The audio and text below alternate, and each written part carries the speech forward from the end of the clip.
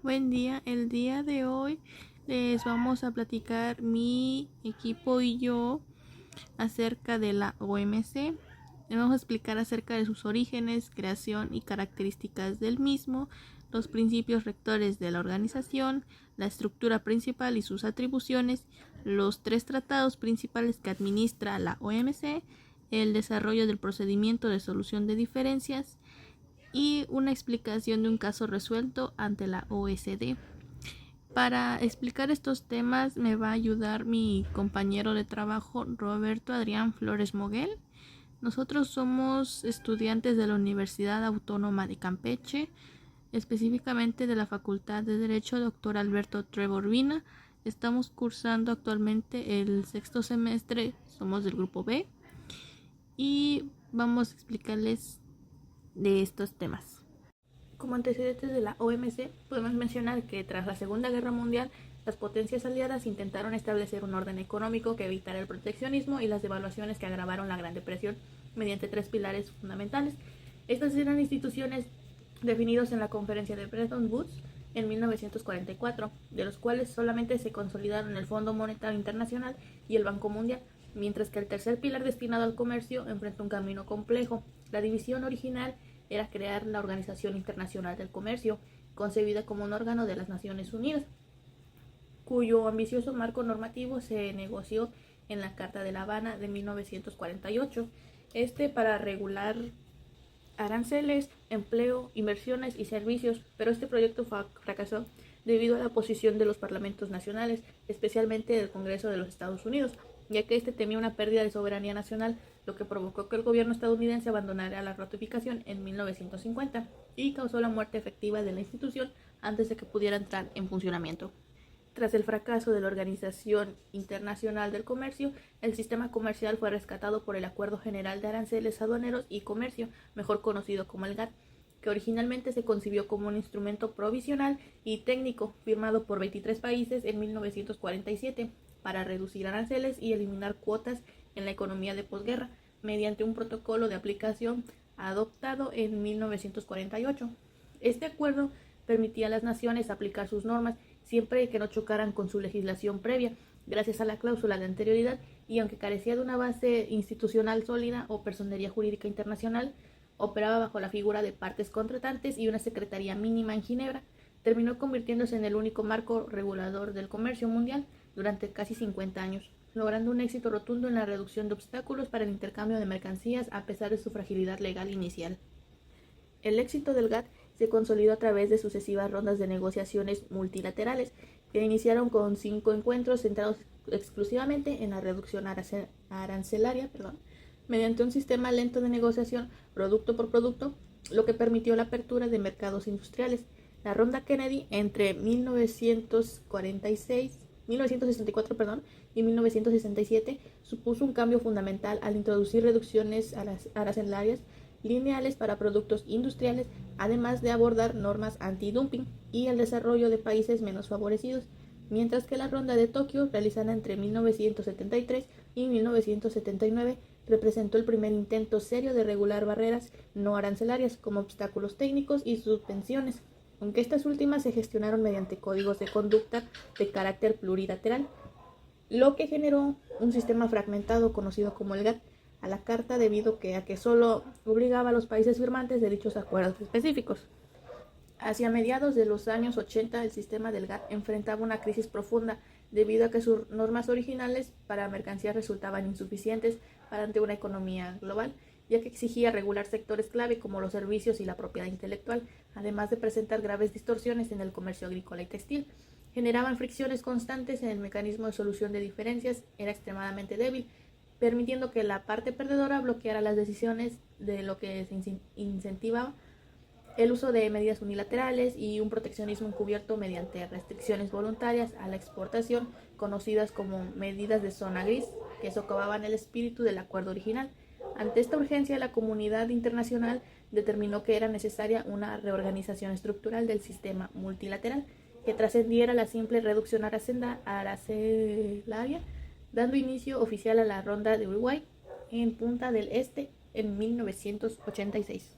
La Ronda de Uruguay se consagró como la negociación comercial más ambiciosa de la historia, al involucrar 123 países durante 7 años y medio, de intensos debates marcados por discrepancias críticas en subsidios agrícolas entre Estados Unidos y la Unión Europea, que casi llevan al fracaso del proceso. El éxito al final se materializó con la firma del Acta de Marrakech en 1994, dando origen a la Organización Mundial del Comercio, e inició sus funciones el 1 de enero de 1995. La Organización Mundial del Comercio no es solamente un conjunto de contratos, sino que es un sistema jurídico basado en reglas que ordenan el comportamiento de las naciones en el mercado global. Su meta no es eliminar todas las barreras sin control, sino que busca garantizar un comercio abierto, leal y equitativo para todos sus miembros.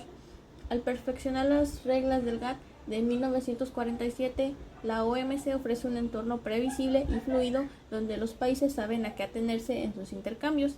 Funciona como el árbitro que asegura que la competencia se base en normas claras, evitando que las decisiones políticas arbitrarias afecten la economía mundial.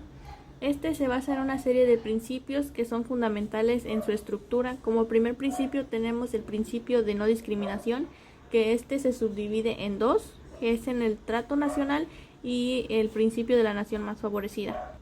El principio de la nación más favorecida establece que los países no pueden establecer discriminaciones entre ellos mismos, es decir, que si un país concede una ventaja especial a otro, debe de aplicarse con todos los demás miembros de la OMC. Después tenemos el principio de trato nacional. Este establece que las mercancías importadas y producidas en el país deben de recibir el mismo trato sin discriminación después de que estos hayan pagado los aranceles debidos. Igual está el principio de liberalización comercial. Este se basa en la premisa de reducir las barreras, que es el motor principal del comercio económico global. Es decir, no solamente busca bajar los aranceles, los impuestos, sino que también busca eliminar las barreras no arancelarias, como las cuotas o prohibiciones que limitan arbitrariamente cuánto se puede importar. La OMC no exige una apertura total inmediata, sino que promueve una liberalización progresiva que permite a las economías nacionales adaptarse a la competencia. Y el método que usa para lograrlo son las rondas de negociación, donde todos los países acuerdan recíprocamente reducir sus obstáculos para beneficio mutuo y de todos. Igual está el principio de previsibilidad.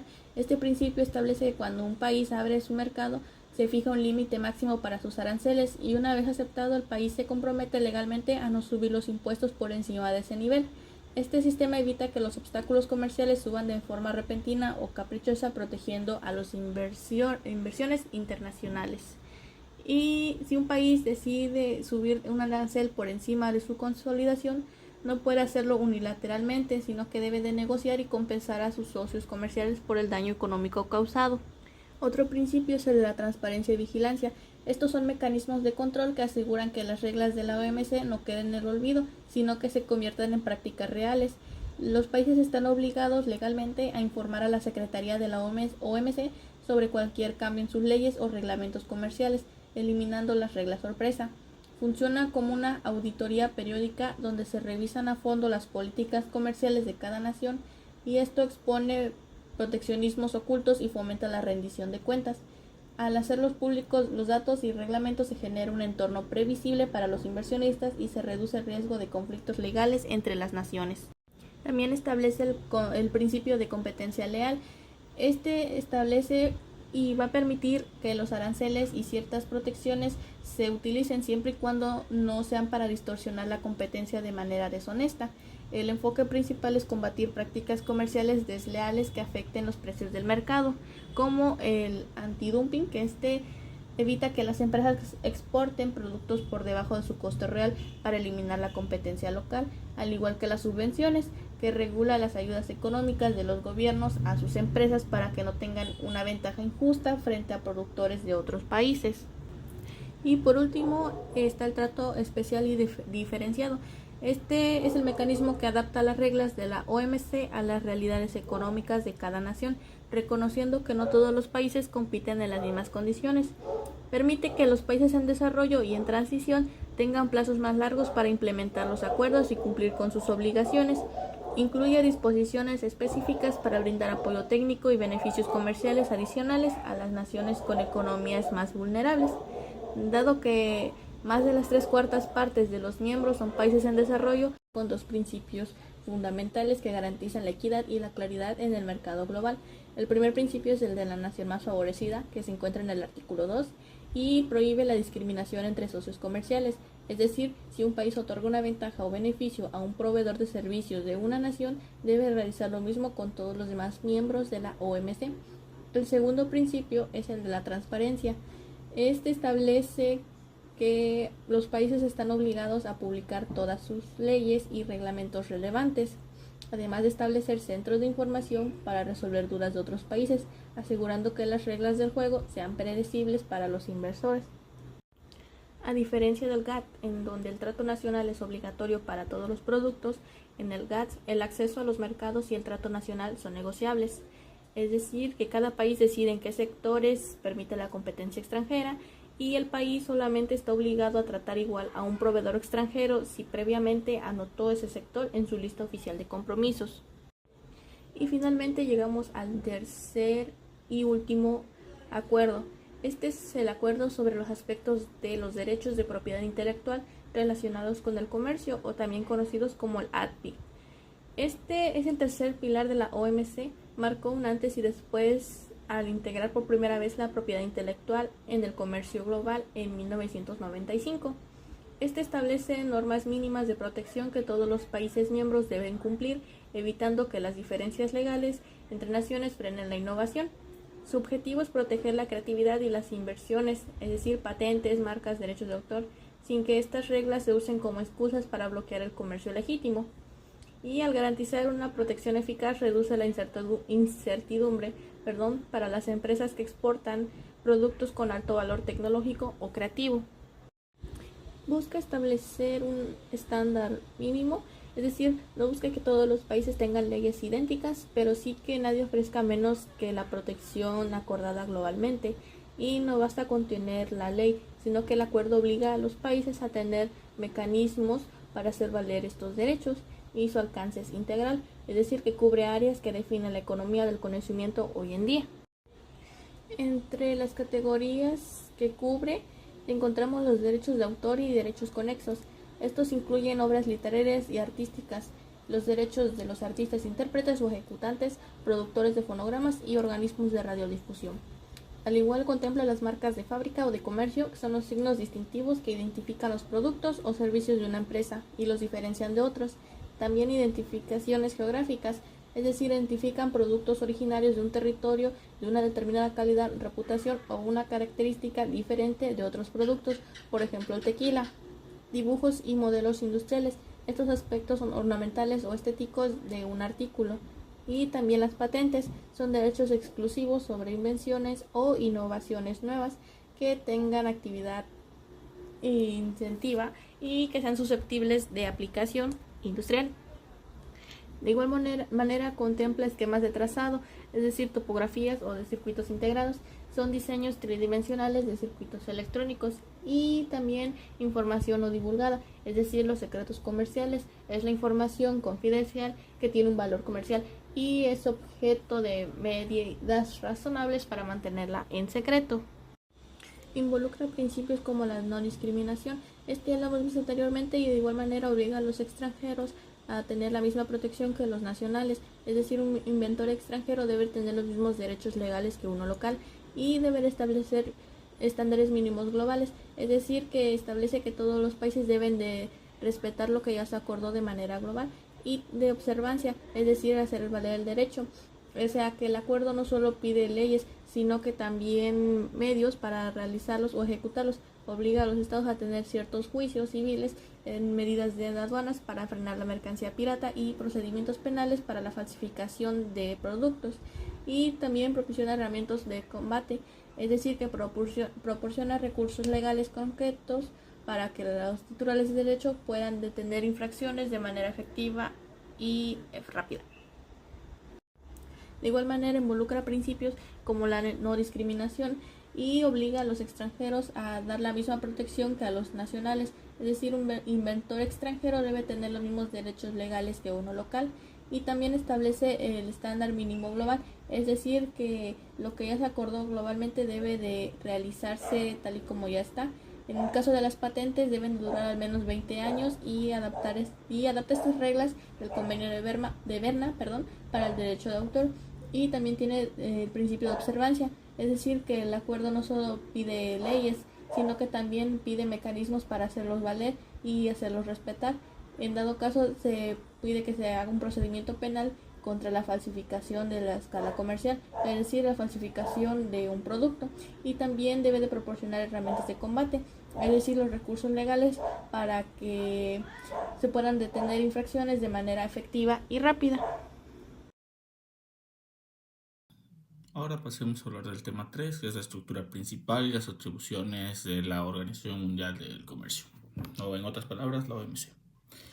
Antes que nada hay que decir que la Organización Mundial del Comercio representa un pilar fundamental en el sistema de comercio multilateral contemporáneo.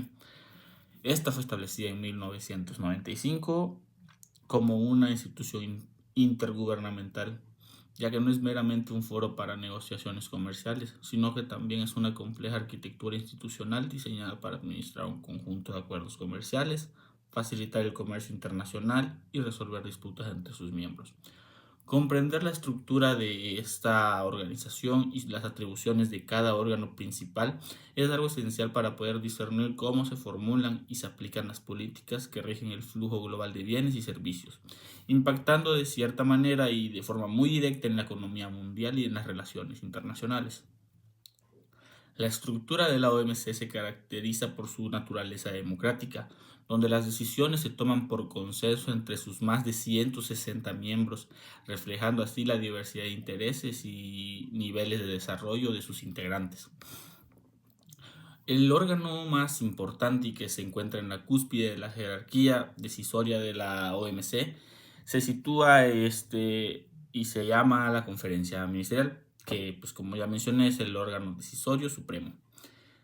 Este es el órgano de mayor autoridad política y representatividad dentro de la organización, tal como se estipula en el artículo 4 del Acuerdo de Marrakech, por el que se establece la Organización Mundial del Comercio.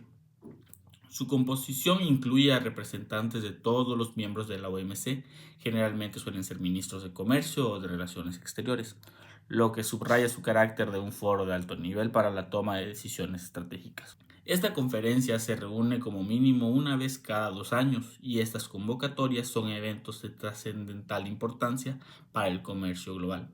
Las atribuciones de estas son muy amplias y abarcan la totalidad del mandato de la OMC.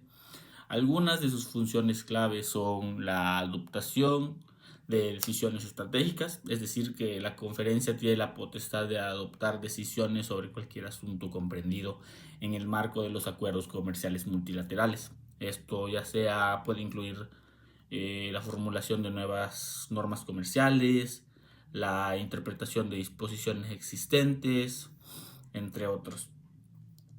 ¿Cómo es que se elige al director de este órgano? Bueno, más que nada, ¿quién es? Este es el responsable de elegir al director general de la OMC, la figura que lidera la secretaría y actúa como cara pública de esta organización, pues este órgano se encarga de eso. Además de esto, posee la autoridad para poder aprobar enmiendas a los tratados existentes de la OMC, adoptándolos así a los cambiantes realidades del comercio internacional. Este órgano también decide qué países nuevos pueden adherirse a la organización, lo que es un proceso que implica demasiadas negociaciones y la aceptación de acuerdos. Ahora bien, el siguiente órgano podríamos decir que sería el Consejo General. Este está un escalón por debajo de la conferencia ministerial, pero es muy importante, ya que este órgano actúa como un motor cotidiano, por así decirlo, ya que gestiona las operaciones de la organización entre las reuniones ministeriales.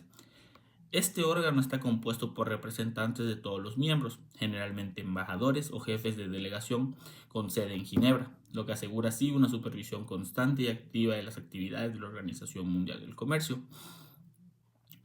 La versatilidad de este Consejo General se manifiesta en la capacidad que tienen para poder operar bajo 3 identidades distintas, cada una con ciertas atribuciones específicas.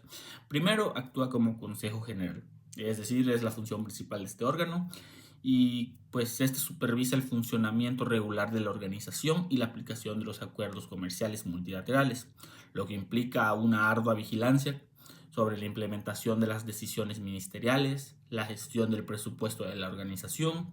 Este es el centro neurálgico donde se discuten y resuelven los problemas operativos y estratégicos que surgen en el día a día del comercio internacional, garantizando así la coherencia y la eficacia de la organización. Otra forma en la que actúa es como órgano de solución de diferencias. Esta es una de sus funciones más críticas y distintivas, ya que esta atribución es algo fundamental para la estabilidad y la previsibilidad del sistema de comercio multilateral. Este órgano tiene la autoridad para poder establecer grupos especiales, denominados paneles, para examinar las diferencias comerciales entre los miembros. Además, adoptar los informes de estos grupos especiales y del órgano de apelación. También supervisan la aplicación de las recomendaciones y las resoluciones. Este mecanismo también es el garante de las normas comerciales, hace que se respeten y de que las disputas se resuelvan de una manera justa y equitativa. También actúan como órgano de examen de políticas comerciales, que esta es la tercera función vital del Consejo General, y su atribución principal es examinar periódicamente las políticas y las prácticas comerciales de todos los miembros de la OMC. Este ejercicio de transparencia es crucial para asegurar que las políticas comerciales de cada país sean coherentes con las normas de la organización y para fomentar una mayor comprensión entre sí. Ahora pasemos a otro órgano que es los consejos sectoriales y los comités. ¿Estos para qué sirven? Más que nada para gestionar la vasta y diversa gama de temas comerciales que ve la organización. Por eso cuenta con estas series de consejos sectoriales y con numerosos comités especializados que operan bajo la supervisión del Consejo General.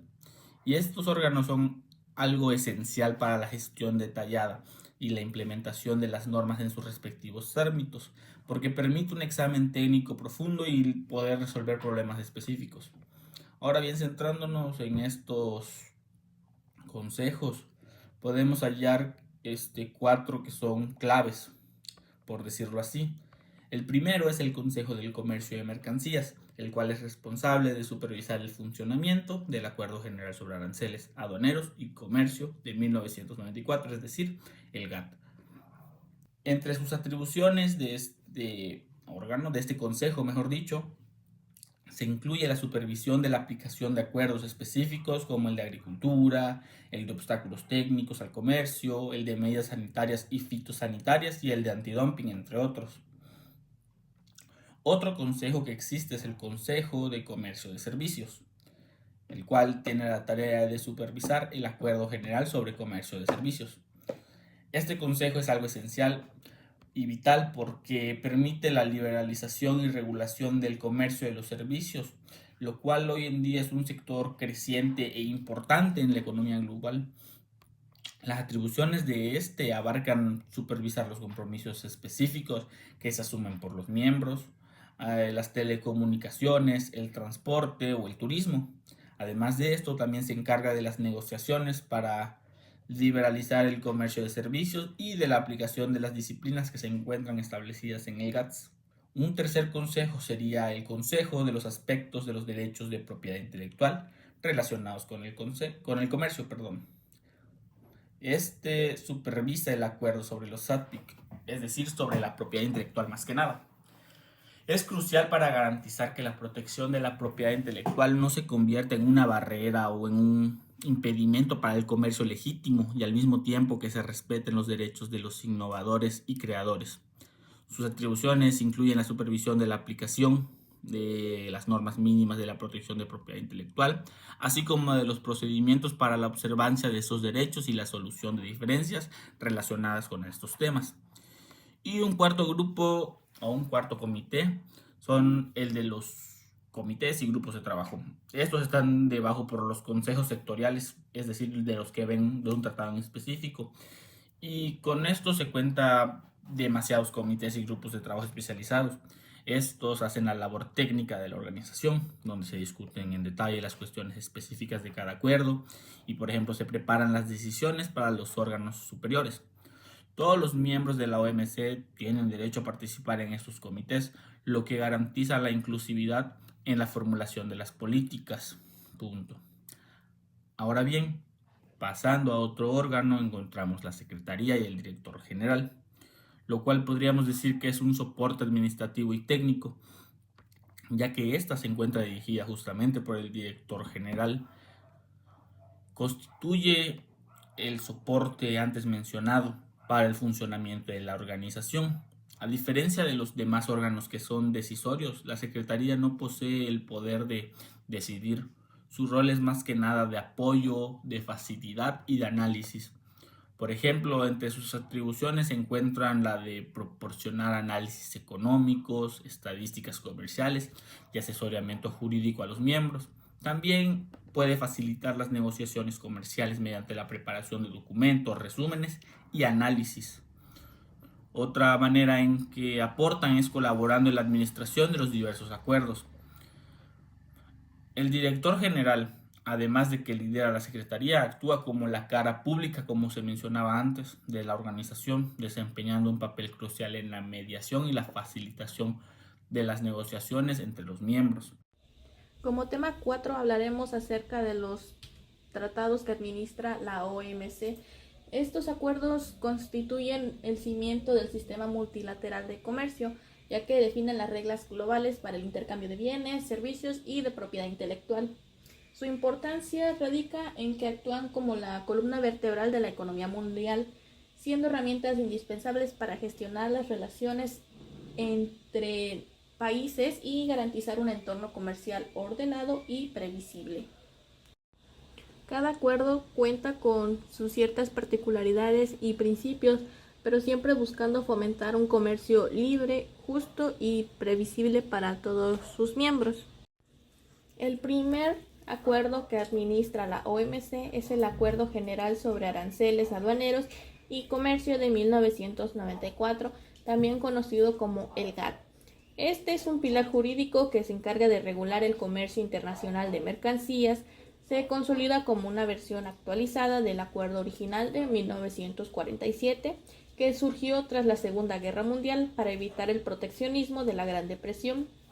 Este acuerdo, al integrar los resultados de la Ronda Uruguay, se establece un marco global y previsible que abarca desde materias primas hasta productos manufacturados, funcionando como un eje integral para que las naciones intercambien bienes de manera más libre y coordinada entre ellos. El GATT se sustenta sobre varios principios que son fundamentales para garantizar un comercio justo y no discriminatorio.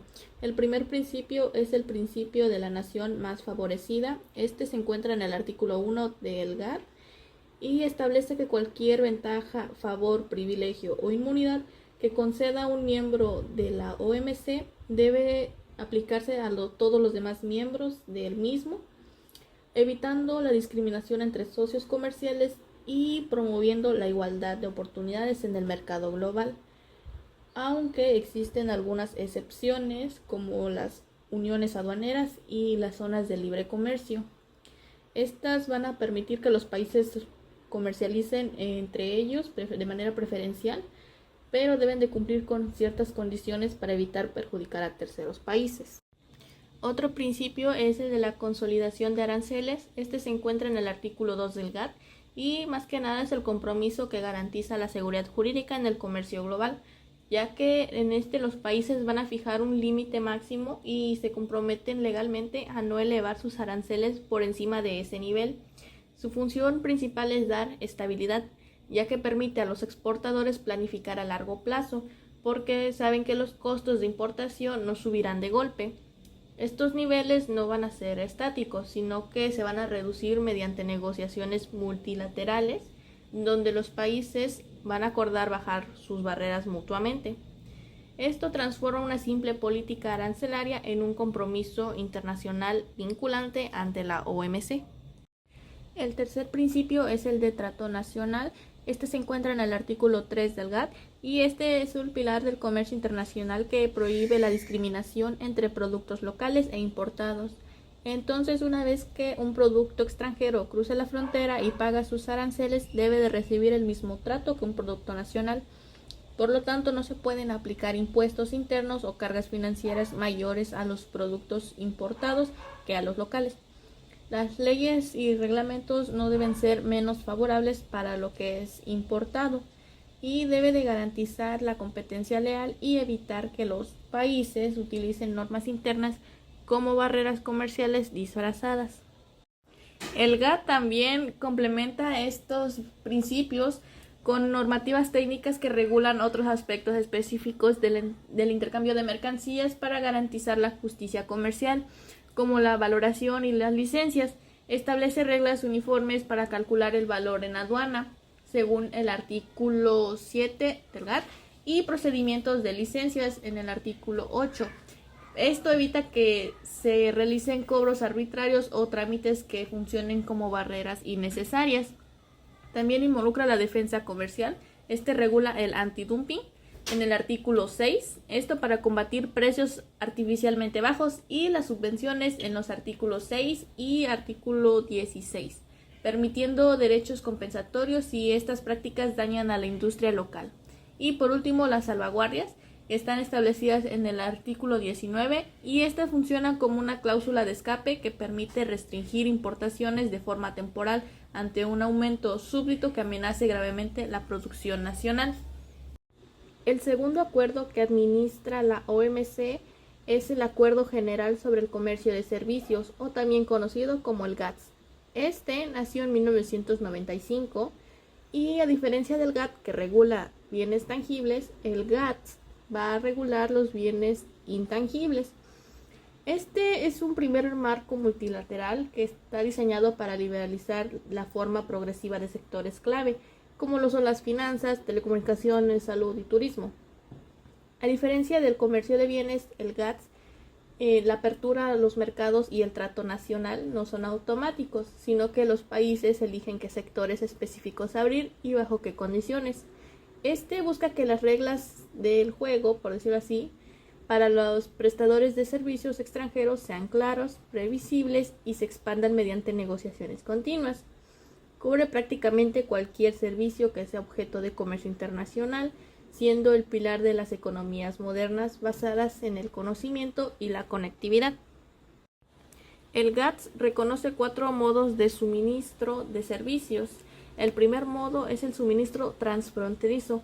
Este es el equivalente a la exportación tradicional de bienes, pero aplicada a lo intangible, es decir, sin desplazamiento físico. Ni el proveedor ni el consumidor cruzan la frontera, es el servicio mismo el que viaja de un país a otro. Se realiza principalmente a través de Internet o telecomunicaciones. Un ejemplo claro puede ser una consultoría en línea, telemedicina o servicios de procesamiento de datos o la descarga de software a través de Internet. El modo 2 es el consumo en el extranjero.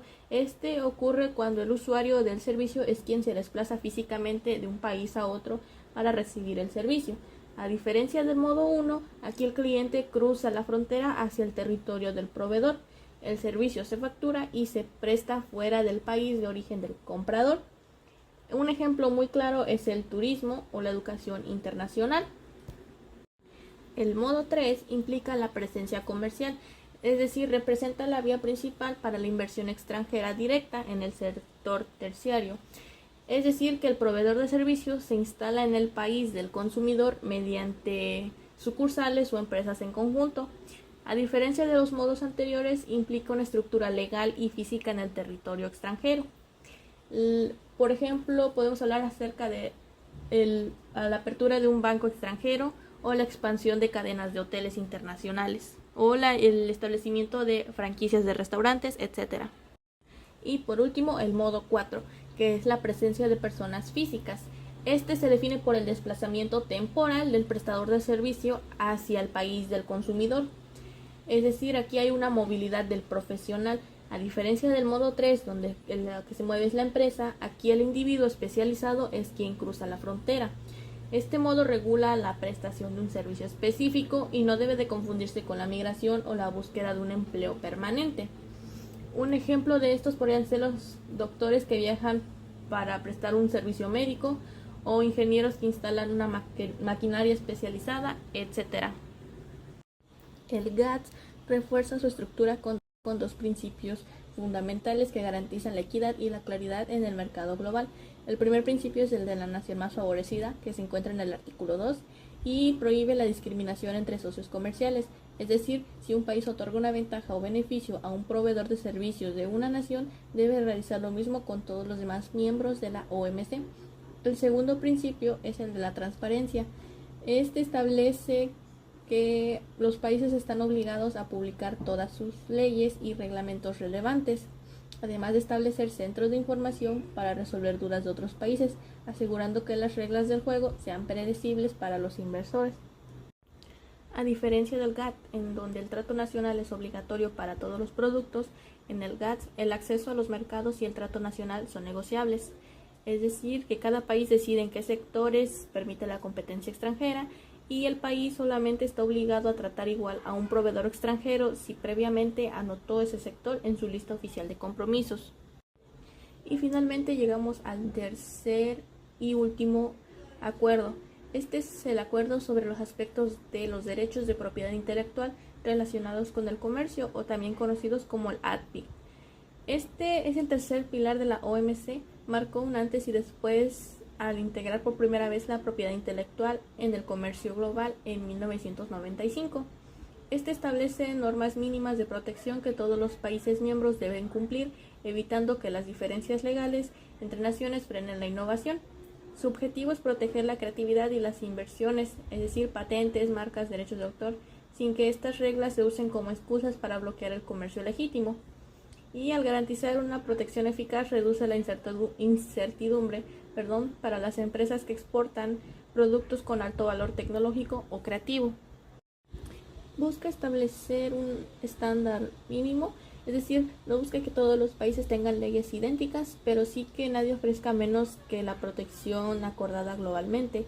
Y no basta con tener la ley, sino que el acuerdo obliga a los países a tener mecanismos para hacer valer estos derechos, y su alcance es integral, es decir, que cubre áreas que definen la economía del conocimiento hoy en día. Entre las categorías que cubre encontramos los derechos de autor y derechos conexos. Estos incluyen obras literarias y artísticas, los derechos de los artistas, intérpretes o ejecutantes, productores de fonogramas y organismos de radiodifusión. Al igual contempla las marcas de fábrica o de comercio, que son los signos distintivos que identifican los productos o servicios de una empresa y los diferencian de otros. También identificaciones geográficas, es decir, identifican productos originarios de un territorio de una determinada calidad, reputación o una característica diferente de otros productos, por ejemplo el tequila. Dibujos y modelos industriales, estos aspectos son ornamentales o estéticos de un artículo. Y también las patentes son derechos exclusivos sobre invenciones o innovaciones nuevas que tengan actividad incentiva y que sean susceptibles de aplicación industrial. De igual manera contempla esquemas de trazado, es decir, topografías o de circuitos integrados, son diseños tridimensionales de circuitos electrónicos, y también información no divulgada, es decir, los secretos comerciales, es la información confidencial que tiene un valor comercial y es objeto de medidas razonables para mantenerla en secreto.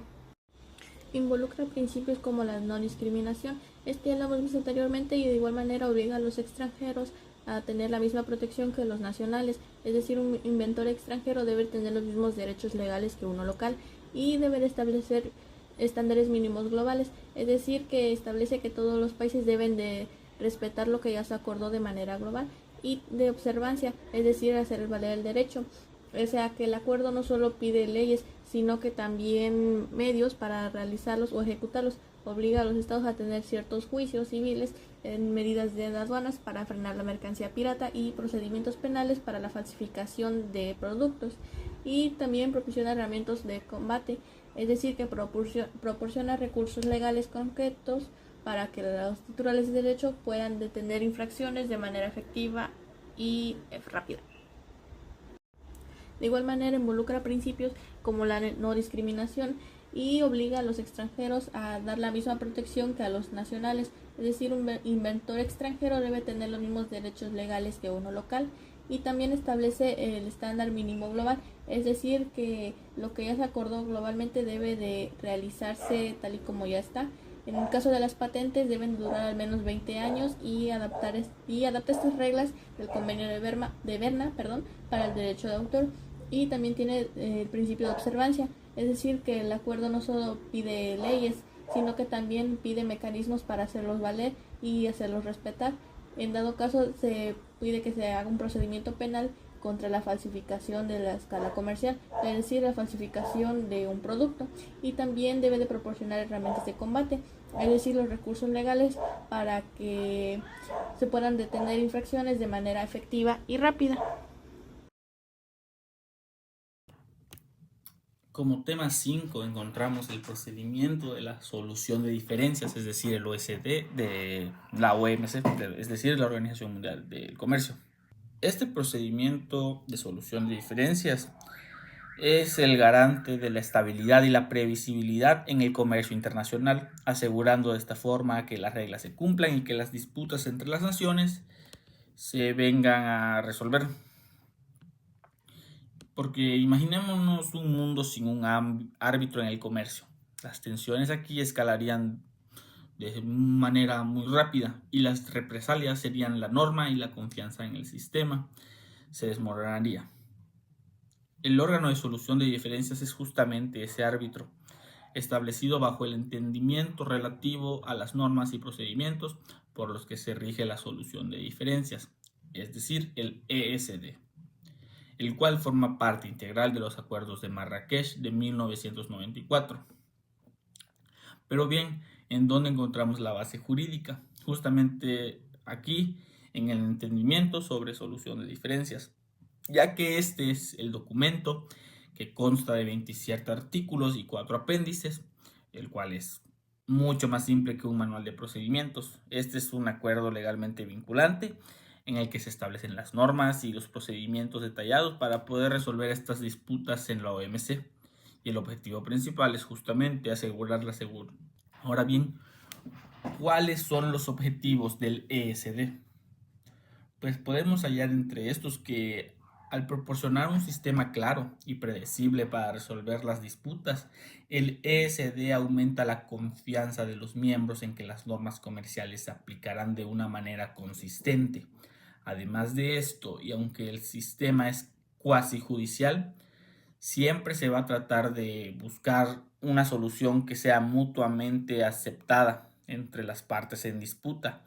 Es decir, que las recomendaciones tienen como objetivo principal lograr la retirada de unas medidas incompatibles con los acuerdos que tiene la Organización Mundial del Comercio. Además, establece unos plazos estrictos para cada etapa del procedimiento, con tal de que se dé una pronta resolución. Y además de esto, en caso de que no se cumpla con las imposiciones que se ponen, el sistema buscará restaurar el equilibrio de concesiones y obligaciones entre los miembros, incluso si esto es a través de contramedidas. El ESD se aplica a las diferencias surgidas en el marco de los acuerdos. Esto significa que cualquier violación de las obligaciones contenidas en cualquiera de estos acuerdos podrá ser un objeto de disputa bajo el órgano de solución de diferencias. Ahora bien, ¿cuáles son las etapas del procedimiento para solucionar las diferencias? Este consta de varias etapas que están claramente definidas y que cada una tiene ciertos plazos y tiene que cumplir con ciertos requisitos. La primera etapa es la etapa de consultas establecida en el artículo 4 del ESD. Esta establece que si un miembro considera que otro miembro ha infringido una obligación en virtud de un acuerdo de la OMC, deberá solicitar consultas con ese miembro. Estas consultas son algo de carácter obligatorio antes de que el miembro reclamante pueda solicitar el establecimiento de un grupo especial, de lo cual hablaremos en unos momentos.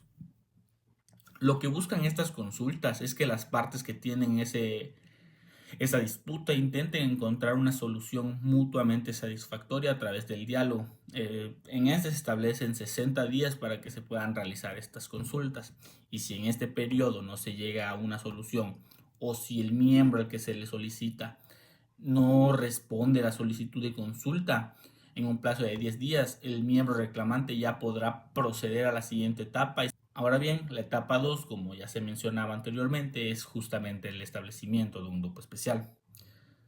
Si las consultas fracasan, el miembro reclamante ya podrá solicitar al órgano de solución de diferencias el establecimiento de un grupo especial, o también conocido como panel.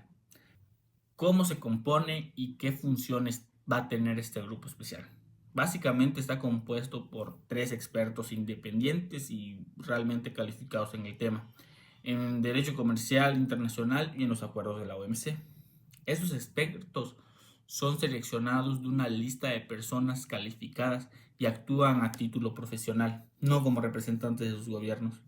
Y su función principal es justamente la de examinar la cuestión sometida a su consideración a la luz de las disposiciones pertinentes de los acuerdos abarcados, y emitir conclusiones que van a ayudar al órgano de solución de diferencias a formular las recomendaciones o a dictar las resoluciones. ¿Qué procedimiento usa el grupo especial?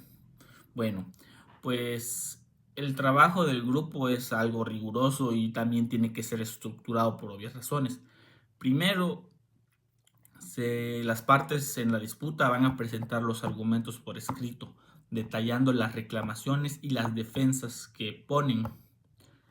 Posterior a esto se celebran audiencias orales, en donde las partes presentan sus casos y responden las preguntas del grupo especial. En este apartado o en esta etapa se permite la participación de terceros interesados. También el grupo especial se va a reunir con las partes para aclarar cuestiones fácticas y jurídicas. Y el grupo especial va a ser examinado y va a examinar todas las pruebas presentadas y los argumentos jurídicos para poder llegar a sus conclusiones. Una vez realicen este proceso, va a emitir un informe provisional a las partes. Este informe lo que va a incluir es las constataciones de hecho y las conclusiones jurídicas del grupo especial. Las partes van a tener la oportunidad de comentar sobre el informe provisional y el grupo especial puede revisar sus conclusiones a la luz de estos comentarios. Finalmente, el grupo especial va a emitir su informe final, el cual se distribuye a los miembros de la OMC. La tercera etapa sería la adopción del informe del grupo especial establecido en el artículo 16 del ESD.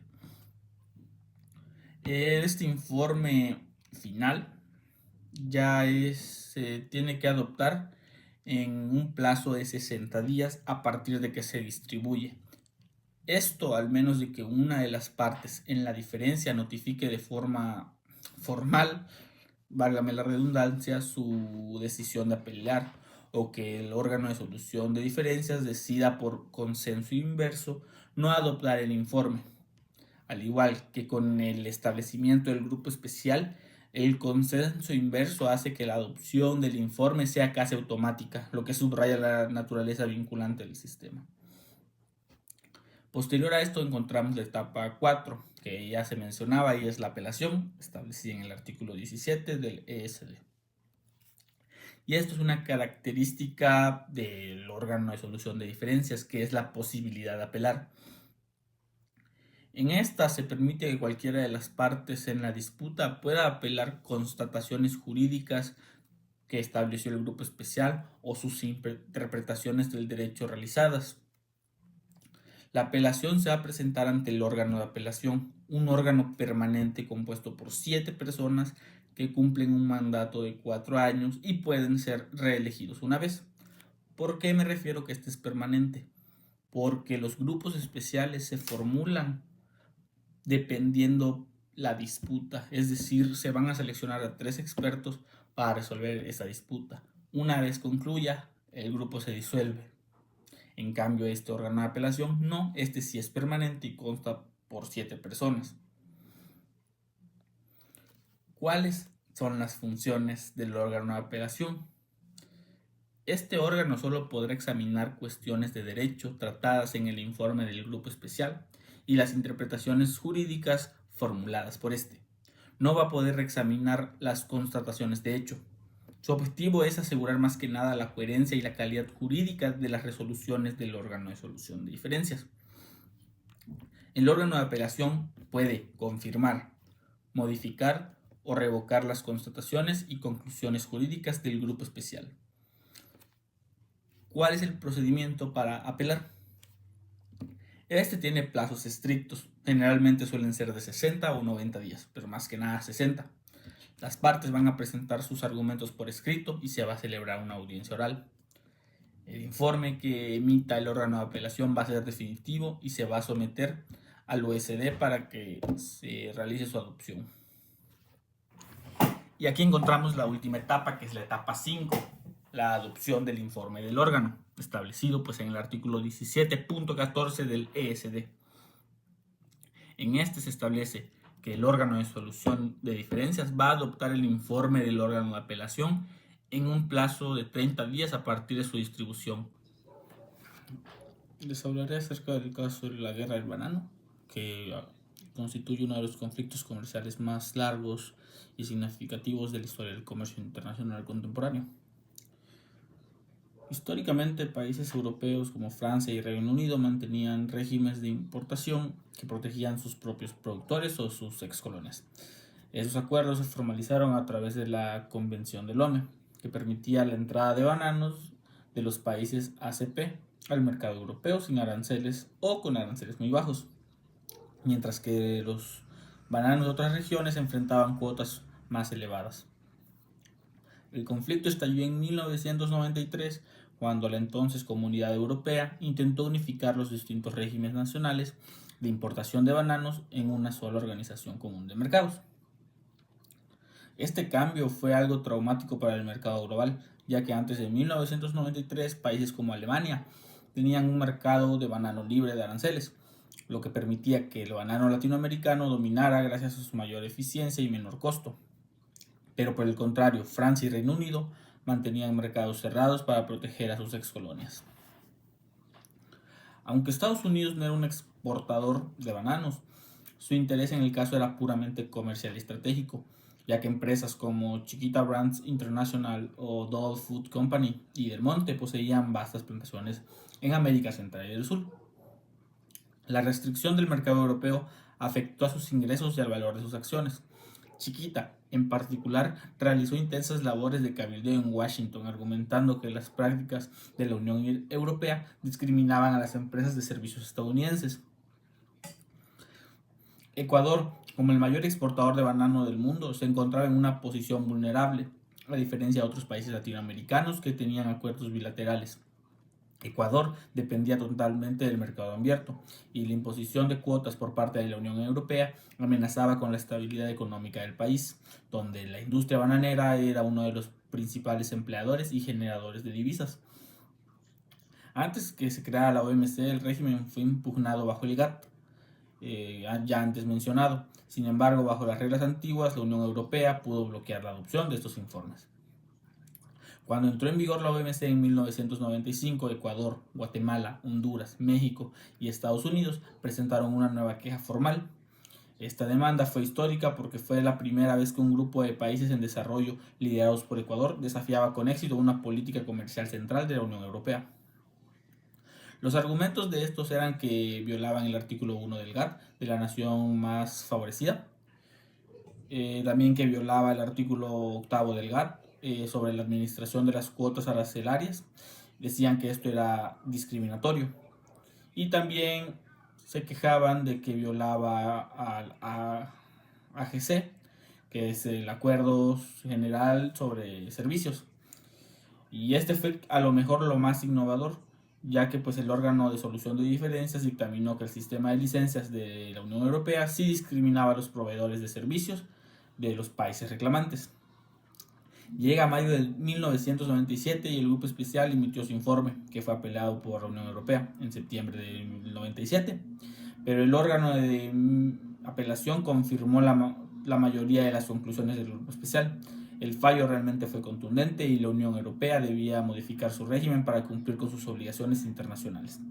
Este momento marcó el fin de la era en las grandes potencias y no podían ignorar fallos comerciales internacionales sin tener consecuencias. La Unión Europea solicitó un plazo prudencial para implementar los cambios, el cual venció el 1 de enero del 99. Sin embargo, el nuevo régimen adoptado por la Unión Europea realmente seguía manteniendo estructuras ilegales. Esto llevó a un nuevo recurso bajo el artículo 21.5 del entendimiento sobre la solución de diferencias, en donde el órgano de solución de diferencias confirmó nuevamente que la Unión Europea seguía incumpliendo sus obligaciones. A pesar de los fallos, la Unión Europea realizó cambios que los reclamantes consideraron insuficientes, y esto llevó a una fase de represalias autorizadas por la OMC, autorizando suspensión de concesiones, sanciones por parte de Estados Unidos, y en caso de Ecuador, al ser un país en desarrollo, obtuvo una autorización histórica para suspender derechos de propiedad intelectual contra la Unión Europea.